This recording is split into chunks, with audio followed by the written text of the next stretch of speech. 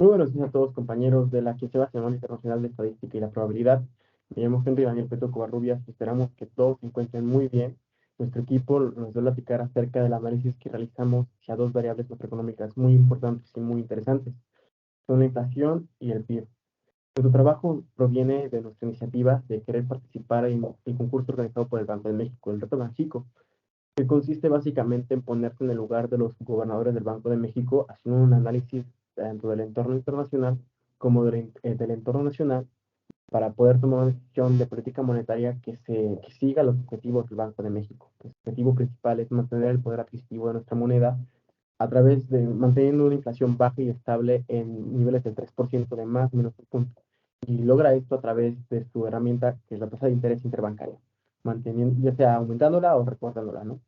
Y para tomar esta decisión se deben tomar en cuenta tanto el entorno internacional, que ya lo hicimos, como dos variables que nosotros consideramos que son muy esenciales y muy importantes para esta decisión, ¿no? Así nosotros analizamos la tendencia de estas dos variables macroeconómicas, ¿no? La inflación y el PIB, a través de un modelo ARIMA para poder hacer predicciones a corto plazo, ¿no? Ya que con el modelo ARIMA podemos atender el movimiento en tiempo de estas variables que hemos dicho. Ya hablemos sobre qué es la inflación y cómo se comportó durante el año 2020, ¿no? La inflación, como muchos sabemos, es el aumento generalizado de los precios. Se mide a través de un índice que registra el INEGI. Y veamos cómo se comportó la inflación durante el 2020. Recordando que durante 2020 se gestó un hecho global muy importante y muy impactante, que fue la pandemia por COVID-19, que fue su auge, donde iniciaron todos los confinamientos, donde pasaron una serie de cosas muy curiosas e interesantes también. Así, la inflación interanual en 2020 se ubicó en 3.15%, mientras que el índice nacional del producto productor tuvo una variación anual de 3.31% en diciembre de 2020, mientras que la inflación subyacente interanual fue del 3.11%. Luego, la inflación interanual subyacente fue del 1.8% durante 2020 y la inflación no subyacente se registró de 3.43% en 2021. Lo que ocurrió en 2020 fue un shock a la demanda, porque debido a que hubo diversos confinamientos, los servicios disminuyeron sus precios, mientras que muchas mercancías y energéticos aumentaron sus precios debido a que, como la gente se encerró y la producción las grandes cadenas de producción de todo el mundo se frenaron. este, eh, Muchos bancos centrales decidieron tomar medidas más relajadas en su tasa de interés, ¿no? Así, el Banco de México realizó una serie de recortes a la tasa de interés interbancario a un día, realizó 11 recortes durante este periodo. Hubo demasiada incertidumbre acerca de lo que iba a pasar, acerca del rumbo de la pandemia, porque recordemos que las vacunas apenas estaban en proceso. Y estas tendencias generaban demasiada incertidumbre acerca de qué es lo que iba a pasar, ¿no? Por lo que nosotros decidimos hacer un análisis y estudiar estas variables a través de lo que es un modelo ARIMA para capturar el movimiento de estas variables, ¿no? De lo que más adelante les explicaremos más acerca del modelo ARIMA y qué resultados obtuvimos, ¿no? Aparte, muchas gracias. De que mi compañero mencionó las variables con las que vamos a trabajar, ahora se presentará la metodología de trabajo.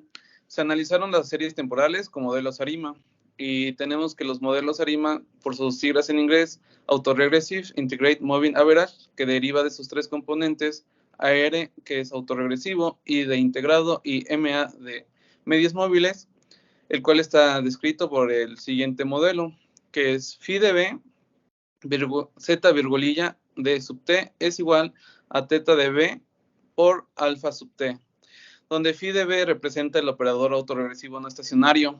Luego, igualando a cero, el operador se obtiene que d de sus raíces son unitarias, mientras que el resto cae fuera del círculo unitario, que en consecuencia hace que el modelo pueda reescribirse de la siguiente manera.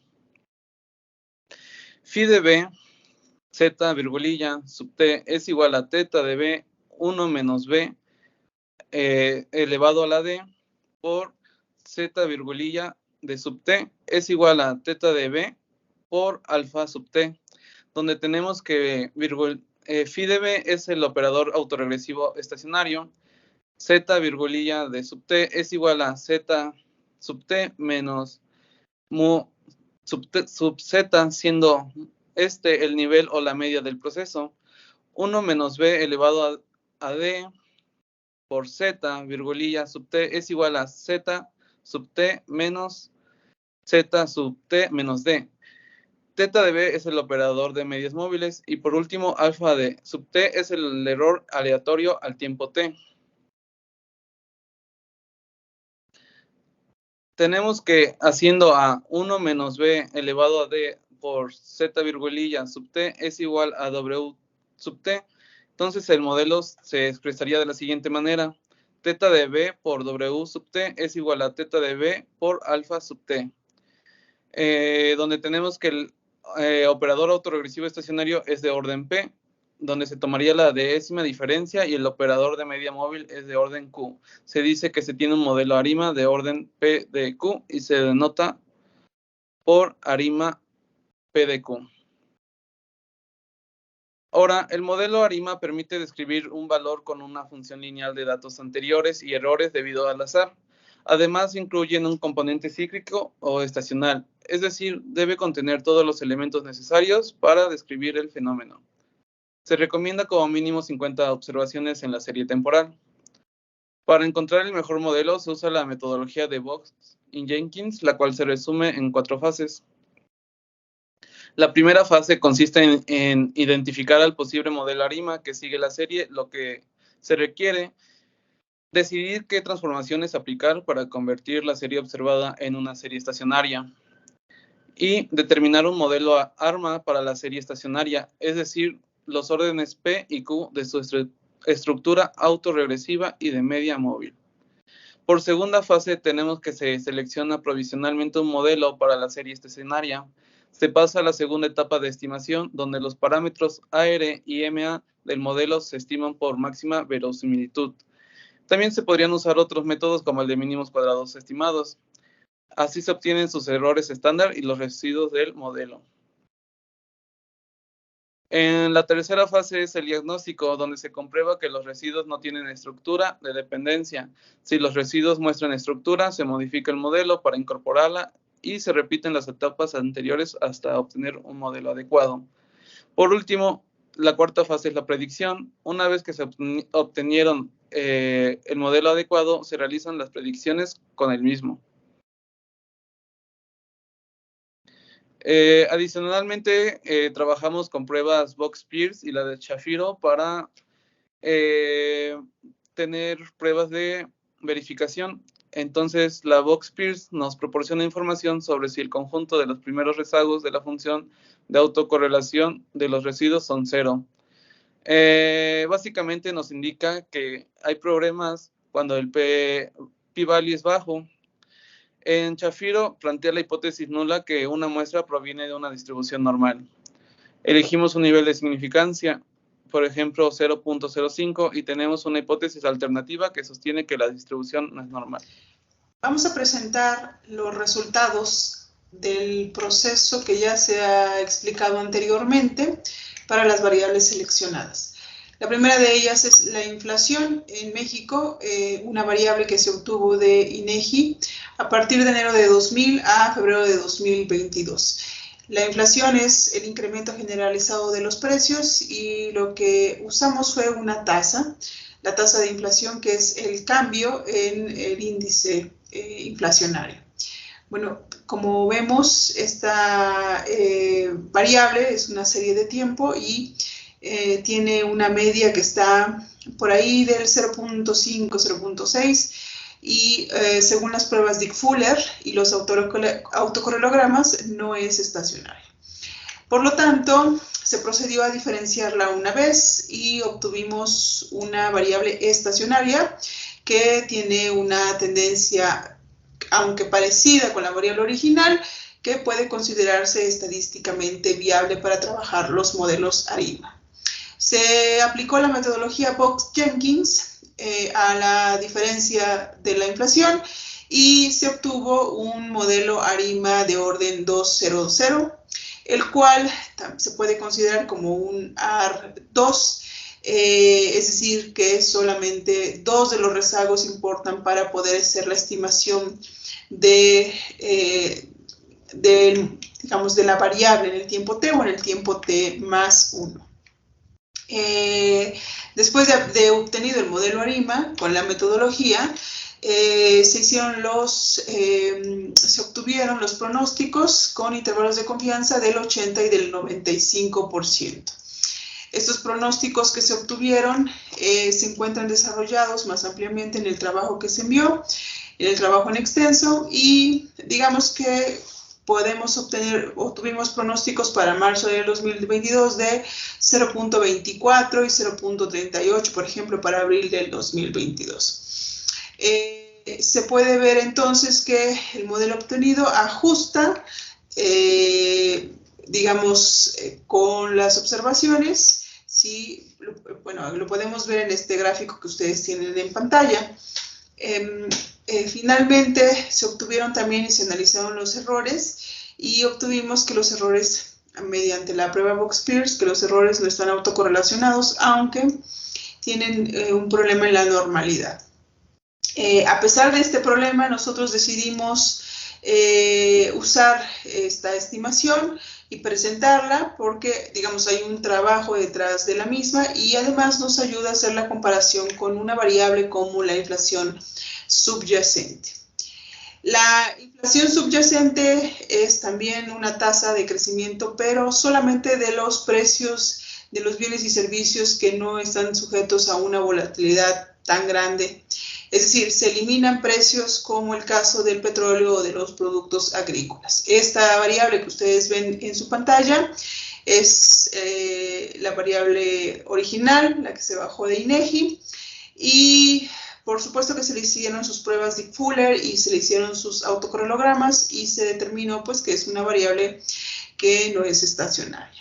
Se diferenció una vez y se obtiene la siguiente tendencia con estas fluctuaciones.